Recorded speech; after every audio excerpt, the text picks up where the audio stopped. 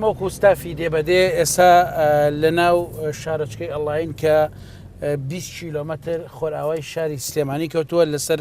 ڕێگای سەرەکی کەرکووک سلێمانی واتە ناحەی بازیانیش ئەکەوێتە خۆراوای شارەچکەی ئەڵایەوە ئەچینە دێکی گرنگ دێکی مێژووی کە شوێن و پێگەی چەندین زانا و چەندین شاعیر و چەندین هونەرمەندی گەورەی لێیە دێی بێخود و عاسی و حاجی مەلا ڕەسوڵ و دڵسۆز و دێکەی شێخ ڕەزای دێلێژە دەچینە دێلێژە و کوستافی دێبەدێ بۆ تۆمارکردن و بۆ زانیاری وەرگرتن و بۆ شارەزابوون لەسەر مێژووی ئەو دێ.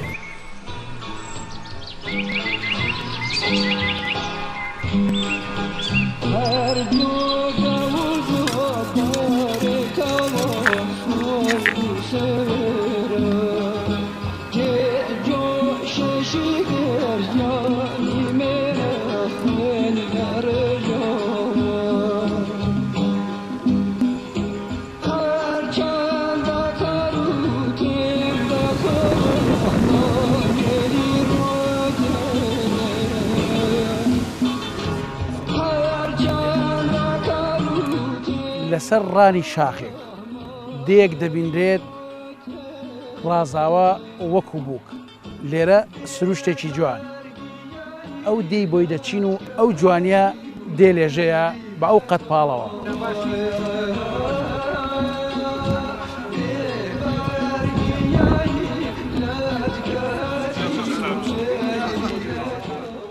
ئێمە هاتوونەتە دەیەک کە بەوتەی خۆیان لەناو بنەماڵەکانیانەتە ئەم جیلەر جگەرە خواردن لە دێلێژیان نییە. 1 مەتر تەلبەت نابینێت، 1 پارچە زەوی نەفرۆشراوە، ڕاوکردن قەدەغەیە، سەرباری ئەوەی جیاوازیەکی زۆری بیر و فکری سیاسیەیە بەڵام خۆیان زۆر شانازی بە تەبایی نێوانیانەوەکەن. مام ڕۆستەم موتەنی تەنها لە دێلێژە ئەتوانی خۆت بکەیتەوە و ئیسراحەت بکەی. ئەم قسەی لە سەردەمی پێشمەرگایەتیا کردووە بەڵام ئەم ئەمن و ئومانە تا ئێستا شەر بەردەوام.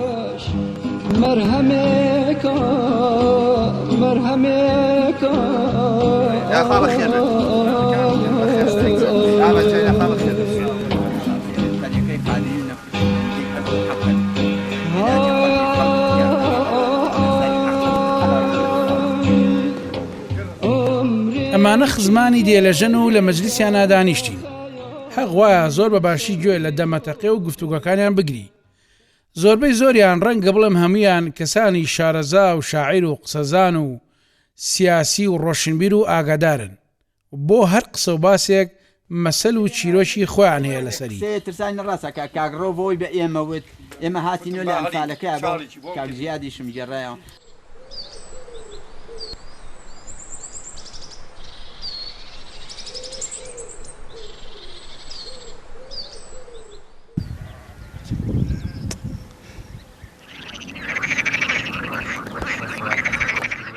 ئێرە دەربەندی باسەڕەیە خاڵی بەیەگەشتنی گەرمیان و قەرەداخە خۆرەڵاتم قەرەداخە خۆراواشم گەرمیانەواتە ناوچەی سەنگا و ناوچەی هەمەوەند لە نزیک چەمچەماڵ ئەبەستێ بەیەکەوە هەر لەم دەربەندەدا ئێستا بەنداوێک کار لە بەنداوێکە دروستەکە بەناوی بەنداوی باسەڕەوە وەک دانیشتوانی دێلێژە دەڵێن لە ساڵی 60ەکان و پلان هەبووە بۆ ئەوەی کە بەنداوێک دروست بێت تازە بە تازە هەندێک کاری تاکراوە ئێستاش بەهۆی ئەم قەیرانی دارایی کە ڕووی لە وڵاتە کردووە بەنداوەکە وەسێنراوە.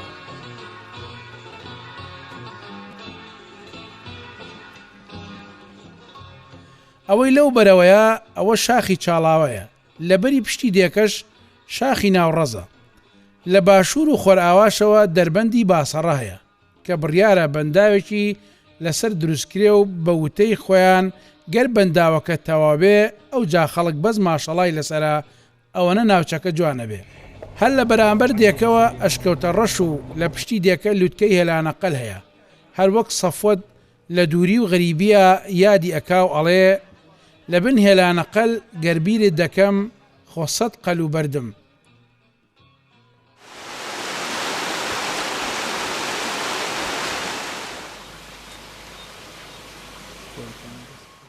وتەی شەهید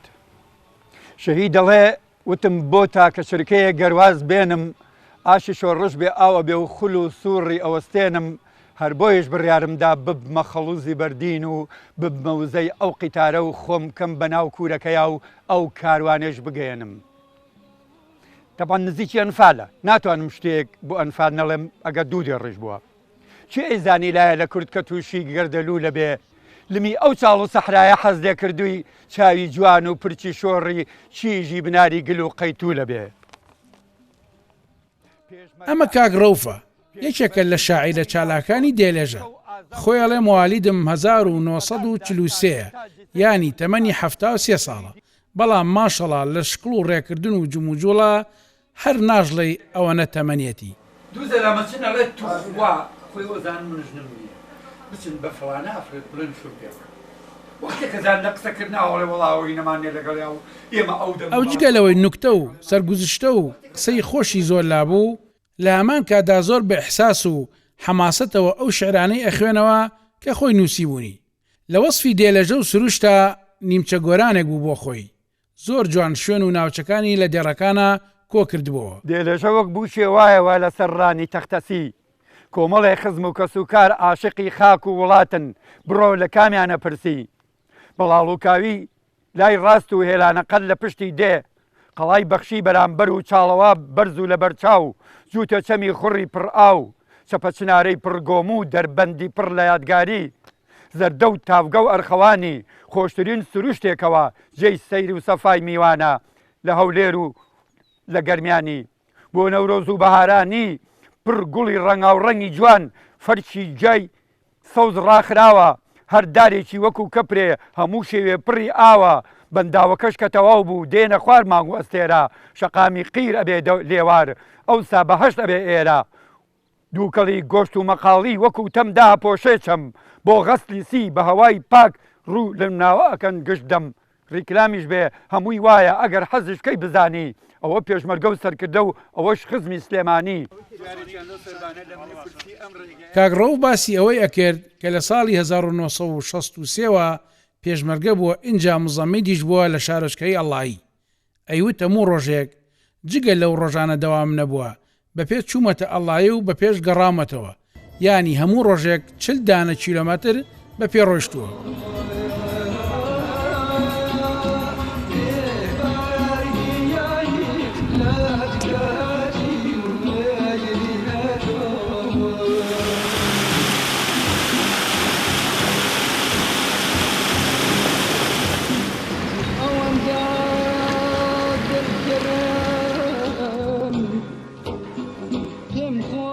لە سلێمانی و لە نهۆمی حوتەمی باڵەخانەکەیە سەردان یەکێک لە کوڕەکانی مەلا مستەفای مەلا ڕەسوولی دێلەژەمان کرد کە ناسراوە بە سەفوەد ئەو سیاسەتمەدار و سەرمایه‌دارێکی بەناوبانگە لە عێراقا. کرێشەکەمەوە پێوە بەدێ و خۆباشم تاقی کردەوە پێمانم بەس بە خەراخانی سابت ئەوەڵ بەیان فاروقی مەلا مستەفا لە ساڵانی هێشتاکانەوە وەک سەرکردەیەکی حیزبی سەرۆکاریەکی باشیە بووە لەگەڵ ئامێری چاپ و تیباعە و ڕۆنیا و ئەو باگراوەندشی کە لە بواری چاپ و مەطبعەیە هەلە ئێستای هەیەتی ئەگەڕێتەوە بۆ ئەو ساڵانە. فاروقی مەلا مستەفا باسی ئەوەی کرد کە بە بەراورد بەوەی دیەکە ناوچەیەکی بچووکیشە بەڵام جوڵانەوەیکی ڕۆشنبیری و فکری و سیاسی لەوێ هەبووە کە گەورەتر بۆ لە جیگرافیای ناوچەکە. سیاسە سەرمایه‌دارە دێلێژەکە ئەیوێت وەختی خۆی ساڵانە و چەندین جار لەگەڵ باوکمان چوین بۆ داری کەلی و بۆ لای شێخ محمودی حەفید و چەند یادگاری و دەمەتەقەیەکی خۆشی نێوان باوکی و شێخ محمودی بۆ جێڕاینەوە. ئێمە بە شێوەیەکی تایبەتی خۆشەویستیمان بۆ دێلێژە خۆشەویستیەکی زۆر قوڵە چونکە لە مناڵیەوە لە مناڵیەوە ئێمە هەموو ساڵێک کە قوتابی بووم لە سەرەتاییە هەموو ساڵێک هاوینان کەمترین شت 3 هەفتە 4 هەفتە لە دێلێژە بووین لە ماڵی پورزاکانم و دێلێژە خاصێتی کێ هەیە کە پێڵێن مسکێن بەداخەوە ئەو ناوە شێخ و مسکێنی تایە یعنی شێخ و سەید و غەیری سەیدی تایە زۆربەی سەید و غەیری سەیدەکانیش خزم بوون بۆ ئێستاش کە هەر پێکەوە ماونەتەوە لەوێ خزمن ئەوە وای لە من کردبوو خۆشەویستیم بۆ ئەو دێ و ژیان لەو دێە زۆر خۆش بێت چونکە خەڵکە دەری هەمووی و خۆشەویست خەڵک هەمووی تۆی خۆشەویست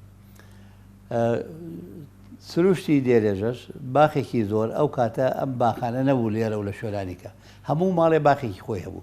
ئەوەم لە هیچ دەیەکا لە کوردستانە بەو شێوەیە من نەدیوە نەمدی بوو بڵین کۆن ئێستا پێشکەوتۆ کوردستان دێرێژە هەر لە زۆر بەهۆی خۆشەویستی باوکم بۆ ئۆدێەوە کە خەڵکی ئەوەیە هەوڵیا ڕێگا برا بۆ دێرێژە ڕێگا بۆ دێهات کەم برا بۆ ڕێگا ئەو ڕێگای ئێستا کە ماوە سەرەتاکەی باوکم بە هەوڵێکی زۆریە کە ڕێگا بەرێ بۆ دێرێژە لە تاسوجەوە دێرێژە من ئەوەڵ تەقەی تفەنگ لەوێ فێر بووم بە مناڵی باوکی ئەم کاک بەختیارە کاکە ڕەشەمان پێ و شێڕەشی شعرفی دێرێژە ئەو تفەنگیر بەزۆ من مناڵ بۆم دەستی پیانە تەقێ فیشەکەکەشیان ئەگرتەوە ئەوسا دروستیانە کردەوە بە باروتوانە قاوەکانە نایگرتەوە کاکە ڕەشە لەوەیە بە منەتەقان لەوێ فێری ڕاو بووم لەوێ فێری مەلە بووم وەکو ئەو بنەماڵانەی کە ئێستا لە سلەیمانیان سەرەتا بێگومان شێڕزای دێرێژە شخصی یەکەم بووە کە دێرێژە بە ناوی ئەو ناونراوە شێخێکی ناوار بووە و خوێنەوار بووە و بیر و باوەڕی دینی بە شێوەیەکی جوان بڵاو کردوێتەوە خەڵک کە چێ بۆ زیارەتی دیارە ئەو کاتانە هەر لە زمانی خۆیوانێ خەڵکێک ڕاهاتون بە پاکی و بە نەزاهەت و بە چاکەی شەغڕەدا پاش ئەمە چەند بنەماڵەیەک بنەماڵەی حاجی مەلا ڕەسوڵی دێرێژە کە بنەماڵەیەک فراوانن شانازی بە ڕۆشنبیرێتی و فکری سیاسیمانەوە زیاترەکەی نێمە دوو خەتی جیاوازمانتیا بۆ لە نەوەکانی ئەوانە کە خەتێکی حرەکەی شوعی بوو کە زۆربەی دکتۆر عیزەدین لە پێشڕەوی ئەوە بۆ لەلاو ئەم گەنجانە پاش ئەوە ڕەنگە من ئەجا خەتێکی کە کوردایەتی تیا بۆ لە پارتیەوە و دوایی پارتی دوای پارتی یەکێتی و حزابی تازەی کە غێری بنەماڵەی ئێمە بنەماڵەی مفتی سلەیمانی ئەوان لامابێ مەلاحمەی چاومار کە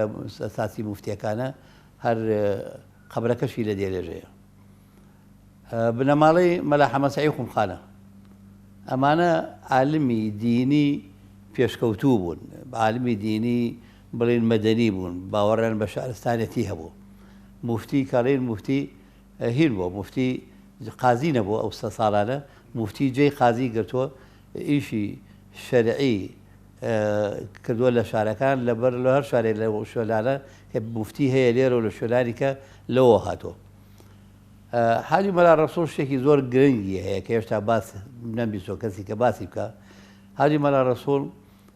خەلیفەی یەکەمی کاک ئەحمەدی شێخ بوو کە لەسەر تەریقەتی قادری بووە تەمەن کاک ئەحمەدی شێخ سەر شێخ مارفی نۆدێ کە توانین بڵێن سەرکردە و پێشڕەوی تەریقەی قادری بووە لە سلەیمانی خێزانی حاجی مەلا ڕەسوڵی دێرێژە کچی شێخ عەزیزە شێخ عەزیز کە بێ باپیری باوکم شێخ عەزیز کوڕی شێخ فەتاحە شێخ فەتاح برازای مەولانە خالیدی نەخشبەگیە حاجی مەلا ڕەسوڵ بەو خزمایەتی و تێکەڵیە و ئەوە باوەڕی بە تەریقەتەکەی کە هەبووە لەسەر ئەو تەریقەتەی کە ڕۆشتووە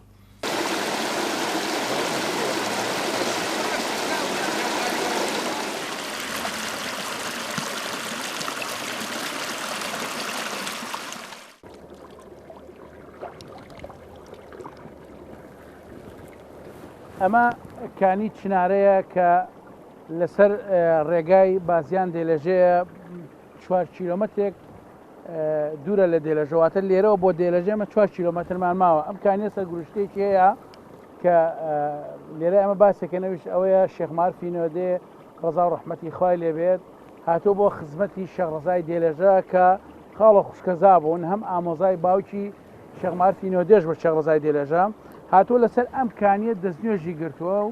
نوێژی کردووە لەو کاتا کە هەڵ ئەسێ بڕات سیواگەکەی بیرەچێ لەسەر ئەم کانیە کە سیواگەی بیرەچێ ئەچێتە خزمەت شێخ ڕەزای دێلەژە لە کاتی نوێژی عەسرا ئەناسێ گەڵە کێشێت ئەڵێ شێخ ڕەزای دێلەژە پێ فەرمێ ئەوە بۆ معرف ئەو هەناسەیە چی لە وڵای سیواگەکەم لەوێ لێ بەجێماوە دیارە سیواگەی زۆر مبارەک بۆ کاتە درەنگ درەنگ لە مەکە و مەدینەوە لە بام لە حیجازەوە شداتە بۆ وڵاتە ئەویش دەست درێژ ئەکا و لێرە سیواکەیەدا دەڵێ ئەمەیە سیواکە دەڵێ بڵێ ینی ئەم پیاوانە وە تایبەتی بە حکمیەوەی دێلێژە سەدان ساڵە شوێنی کەسایەتی ئاینەکانە ئەمە وای کردو کە دەیان چیرۆکی تیا کۆ بێتەوە ئەگەر چێنێکیشان زیادە ڕۆیی تیابێ وەلەو هەنێکیش باز دەوەکەن کە ئەو ڕووداوانە ڕاستن کە ڕویان ناوە هەر وەک مەلا مستەفای سەفوەت ئەڵێ ئەی برادەرینە ئیمڕۆ بەهۆی نەفسپەرستی و خۆشەویستی جیهان و ماڵی جیهانەوە دڵ تاریک بووە و دەبینین هەموو کۆش و هەڵپەیەک بۆ ماڵی جیهانە بەم هۆیەوە هەروەکو لە یادی خوا دوورکەوتوینەوە لە پیاوان و مەردانی خوش دوورکەوتوینەتەوە جیاوازانن کە هەموو کات جیهان هەروە خاڵی بۆ لە پیاو کە باسی ئەولیاکانی ڕابردووەکرێ گوێی بۆ ناگرن بەڵکو با خوڕافات و درۆیەزانن زۆر ناحقیشان نییە کەسێکانیەک ئاوی نەدی بێ چی لە دەریا بگات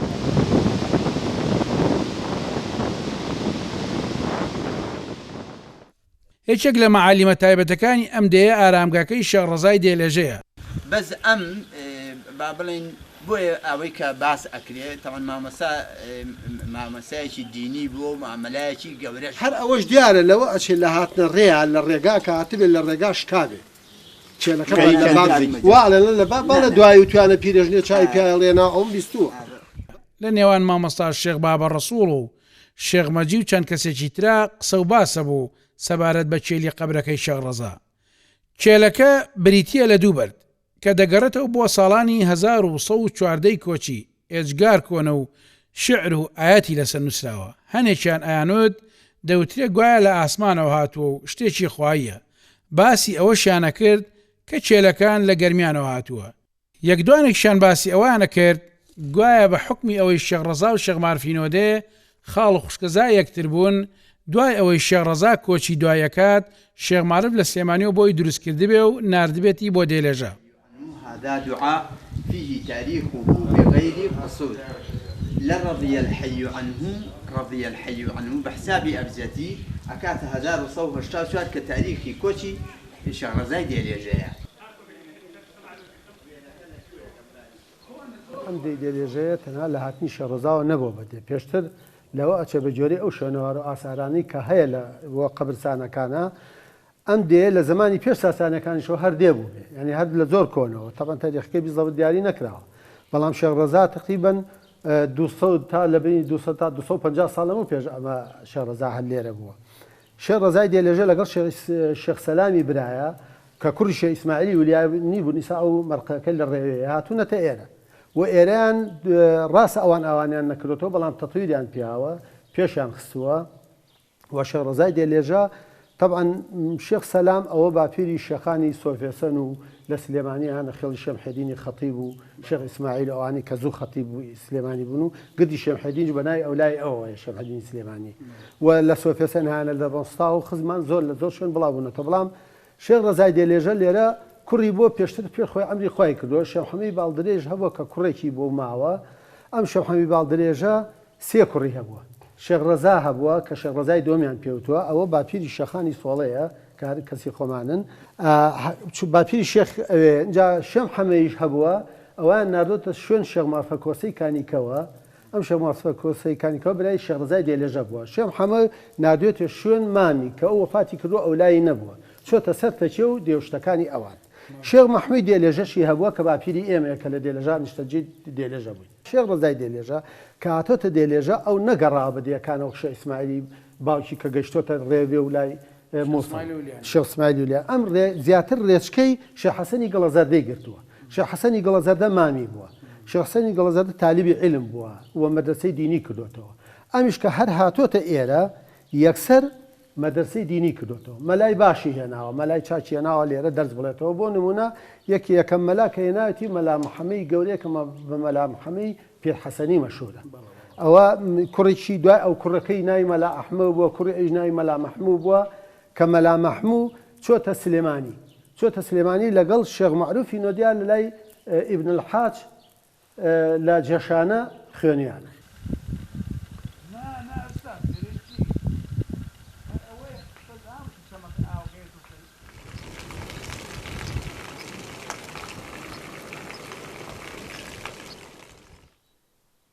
ئەم تاقە کە وەک عەرشی بەرین مەشعەلی نورە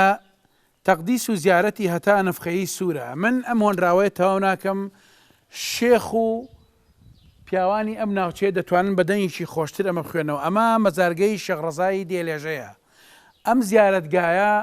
زیارەتگایەکی مێژووی گرنگە لە هەرێمی کوردستاندا و ئەتوانم بڵم لە کوردستان بەگشتی. لێرە ساڵانە هەزاران کەس دێنە ئێرە بۆ زیارەت وەرکەسە و بە مەرامی تایبەتی خۆی دەتوانرێ و کە هەرواشە ئێرە زیارەتگایەکە وەکو گەشت و گوزارێکی ئاینی بناسرێ و ناسراویشە.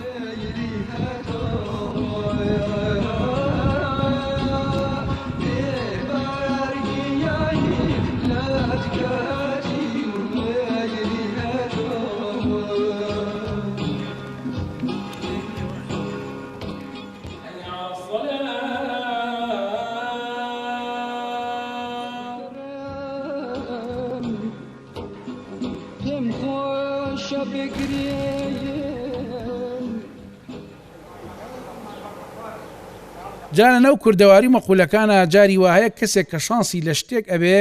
پێی ئەڵێن خوا بە تۆ بزنی دێلەژەیاوە. ئەوە شۆکارەکەی ئەوەیە لەو بەری دێلێژەوە کە شاخی چاڵاوی لێ لە مانگی 3 تا 12 هەتاو لێ ئەیا و گژوجای هەیە. دوای ئەو کاتەش لە بەشی پشتەوەی دێکەش تا مانگی 5 هەتاو لێ ئەیا و گژوجای هەیە. بۆیە بزن بە درێژای ئەو ماوەیە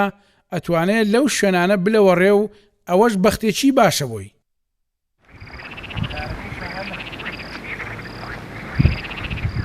بە حکمی ئەوەی دێلێژە ناوچەیەکی گەشتیاری و بەدەیان هەزار کەس ڕووی تێەکەن،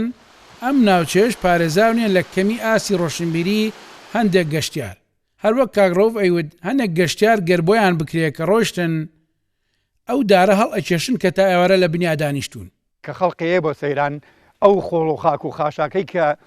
جێڵێ زۆر بەناڕێکی جێڵێ، یعنی تر بەڕاستی زەلامی وایە لە بندارەکە تا ئێوارێوارە کە ڕۆی بەلایەوە هیچ عیب نێدارەکەش بڕێ بیخاتە سەر سیارەی بیباتەوە. یعنی وازانەی تر کەسی تر نایە یا کەسی تر لە شوێنەکەی وا دانانیشێ، ژینکە پارێزی نازانێن وڵات و ئەم میلەتەی ئێمە. خودایە چه ئەفسونێک لە نێوان ئەم گوندە و مندا هەیە، چه ئەفسونێک لە نێوان ئەم گوندی دێلێژەی درەوشاوەی کۆن و نوێی مێژووی ناوچەکە و شارەکەم و ڕۆحی مندا هەیە. خۆ زۆر گوندی تر تانوپۆی سلێمانی و کوردستانیان چنیوە. ئەی بۆچی ڕۆحی من هەر لەم دێلێژەیەدا ئارامەگرێ؟ حاجی مەلا ڕەسوڵی دێلێژەی خلیفەی کاگ ئەحمەدی شێخی سلێمانی کە تەخەلوسی شعری بە موخلیس ناسراو بووە،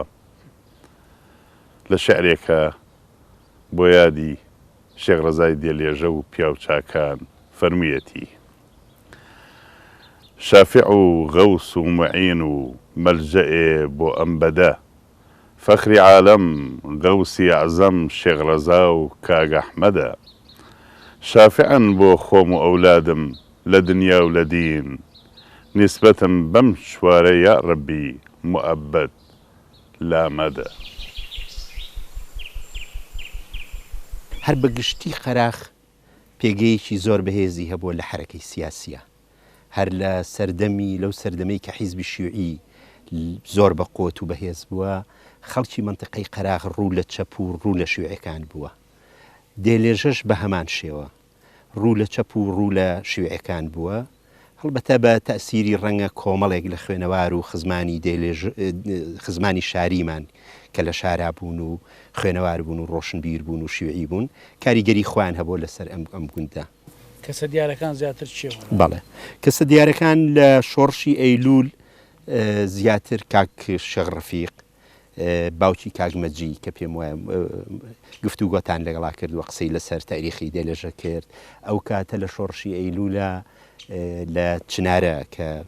کانیاوێکە لێرە پێم وایە ملازم عومەر جوڕلی ئەو کاتە بەرپرسی لەق بوو، کاک ڕەفیق سەرپەل بوو، هاوبەشی کرد لە شۆڕشە کاکشە ڕەوفەوەی کە شعرەکانی خوێنەوە کاتە پێشمەرگە بوو ئەتوانم بڵێم پێم وایە یەکەم پێشمەرگەی دێلێژە بووە هەرچەند لەودا پێشمەرگەی ترمان هەبووە ئەمانە بوون بەڵام لە دوجاری شاوە کوتم شیوعەکان تەسیریان هەبووە هەر لەم دێلێژەیە بۆ نمونە لە ساڵی 1969 کاگ عیزەدین دکتۆر عیزەدین مستەفا ڕسوول کە لە بەغا بووە بە دزیوە هێناومانە بۆ ئێرە لێرە برایم عەلاوی بینیوە کە سکرتێری حیزبی شیوعی قیادەی مەرکەزیە سیاست لە وڵاتی ئێمە بەردەوامی اعتیمادی لەسەر هێز بووە چونکە ئێمە شۆڕشمان کردووە هەر لەوێەوە تەنها بیرمان لە هێز کردوتەوانێ بۆیە کە دوای ئەوەی کە ئازادیش بوون دوای ئەوەی کە ڕزگاریش بوون تەنها اعتیمادمان کردە سەر هێز و اعتیمادمان نەکردە سەرەوەی کە بنەمای ئابووری ئەم وڵاتە بگەشێنرێتەوانێ ئەوەی چەک بۆ لە کێشانی کە لە ڕووی زانستیەوە ئەوان وێران بوون لەوە هیچ پلانێکیان نەبووە بۆ ئەوەی کە بنەمای ئابووری کە بنەمایەکی سەرچیە کە ئێستانەوت بخۆمە نەزانین زۆر لە قەیرانێکی گەورەی دروست کردووە ئەگەر کشت و کاڵی ئێمە کشت و کاڵێکی باش بواە لە ڕووی زانستیەوە گەشەی پێ بدرایە ڕەنگەوە کاریگەری نەبووە لەسەر لە باتیوی گوندەکان ئاوادانکەنەوە بە قەنەعاتی من گوندەکانیان جارێکی تر وێران کردەوە بەوەی ئەوەی کە خزمەتی گوندەکانیان نەکردووە خزمەتی وە بنەمای کشت و کاڵیان لە ناو کوردستانە وێران کرد زیاتر ئاوادانیان نەکردەوە لەبەرەوە خەڵکی لادیە زیاتر ڕووی کردەوە شار و جارێکی تر گوندەکان لە جیاتیەوەی ئاوادان بێتەوەوانی جارێکی تر ئەنفال کرایەوانێ بە قەنەعاتی من.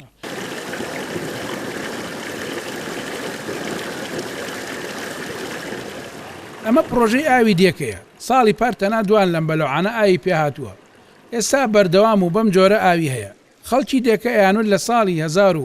1970 هەموو ماڵک ئاوی بۆ ڕۆشتووە و هەر لە ساڵی هەفتایشەوە قوتابخانە لە دیەکەیە هەبووە کە باوکی شێخ بەختیار سەقای بووە خۆی دێلێژە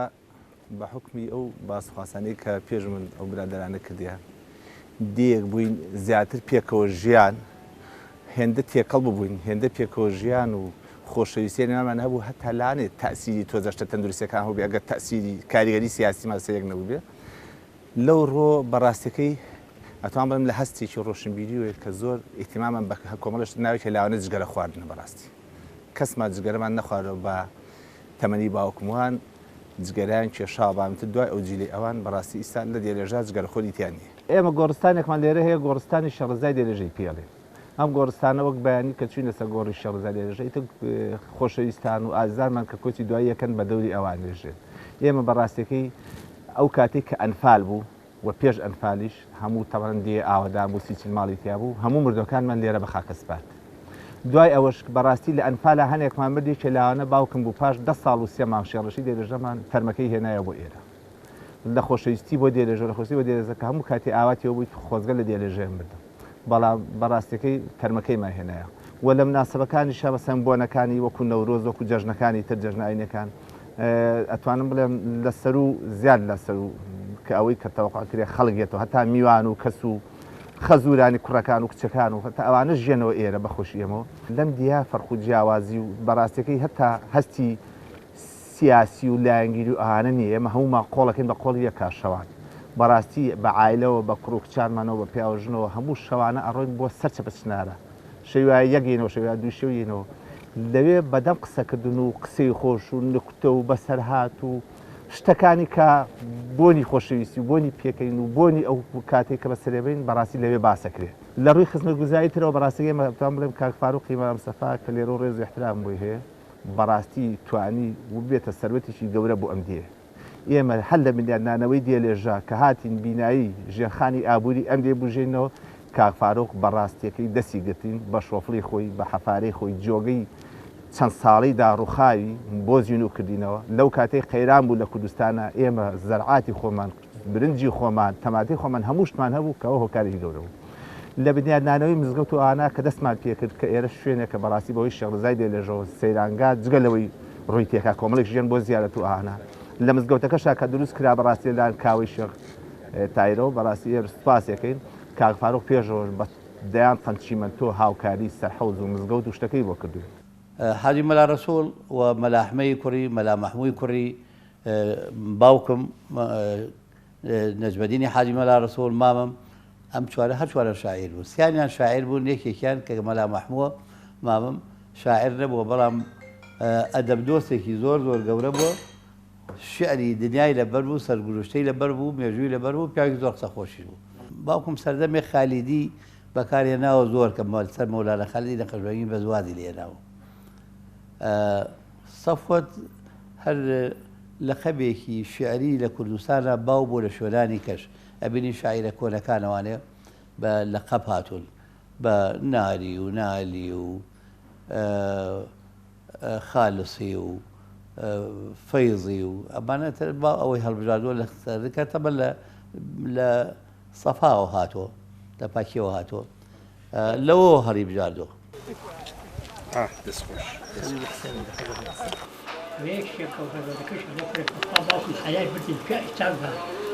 باخەوەژێکی کۆر بۆی خزمەکانەڵا والله هژێک بێوەژێکی چاپمان بۆ لە خواهش باچی داوی کردیەکە وەڵا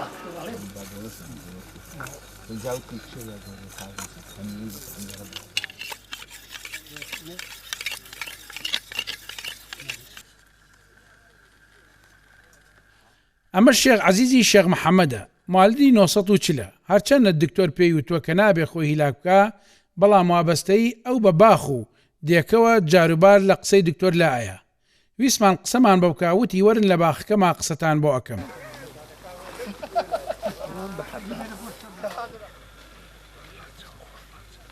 ئەو خەریکی کێڵان و دریوێنەی جیای باخەکەی بوو حازری ئەکرد تابی کات بە کاڵک. شێخ عەزیز باسی ئەو ساڵانەیە کرد کە ئاشی ئاو لە دێکەیانە هەبووە و بەهۆی ئەوەی هەرچی ئاشی تر لە ناوچەکانی ترا تێکچوو بوون خەڵک هەموو باراشان ئەهێنا بۆ ئێرە و ڕۆژانە زیاتر لە 20 باری هاڕیوە. ئەمە نادا ئەیدا باخە چونکیشی باوە باپیرمانە ئێمە دڵماندایە یانی بیفەوتێنی. کاک حاجوتی ئەمە بۆ چیە شێڵی دەمێ؟ قوربانیان ئەمە بۆ کاڵکمە. بۆ کاڵک؟ بەڵێ. ئەم جایە ئەدووری و ئەم جایە دەنکە ئەیدورن و شوێنەکەی ئەکۆنوە ئەیکەم بە کاڵک ئێستی وەختی کاڵک. بە چەند ڕۆژ ئەم جایە زۆرە بە چەندێکتەوە؟ وەڵڵاهی تر بە تااقەتی خۆم ینی خۆم عەجێت زۆر نادەم بە 3-4 ڕۆژی هەرتەوە یەکەم. چەند ساڵە بەم شێوەیە بێڵت بەدەستەوە و خزمەت بەم باخاکەی؟ وەڵڵاهی دەمێکە. بەردەوام تۆ لێرەی قاڵی چین خەڵکی ئێرە دێکە؟ هەیانە مەسەر دووچێ ماڵوەڵاخیان هەیە و ئیتر حیوانی وردە نەماوە و ئێستەکە خەڵک هەمووی چۆ بۆ شار و لادێ خەریک چۆڵ بووە و تر لەبەر ئەوە خەڵک حیوان ئاژاڵداری ناکە.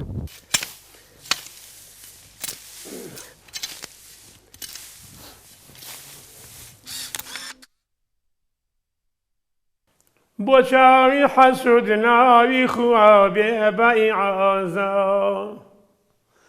لەم قەسرە هومایونە و لەم مەرقەدە تازە بێشوبهەکە سەفسەف لە سەراتە بە سوڕەیە تەبریکی ئەکەن فەوجی مەلایک بە ئیجازە لەو ساوە لە دێرێژە گوڵی گوڵشەنی زەهرا خەیمای سەری هەڵداوە عەجەب کۆی نیازە باوەڕ بکە ئەم مەسکەنە پڕ فەیزەکە خاکی تەسیری ئەڵێ یەسری و بەتحا و حیجازە شەب تا بە سەحەر پڕتەوی ئەنواری ئیلاهی پەخشایانە لەبەر دەرگەی ئەم مەحرەمی ڕازە وا خەم بووە زەیتونە لە ژەرباڵی شەرەفیە تووبایە مەگەر قەسرە بینا و قەبری ڕیاضە مثل حجر الأسود صنوخي ضريحي ممسوح سواوي دسيار باب نيازا معصوم ورباب وسيسي قافية كيبا جانا وانا أقار عشق حقيقة ومجازا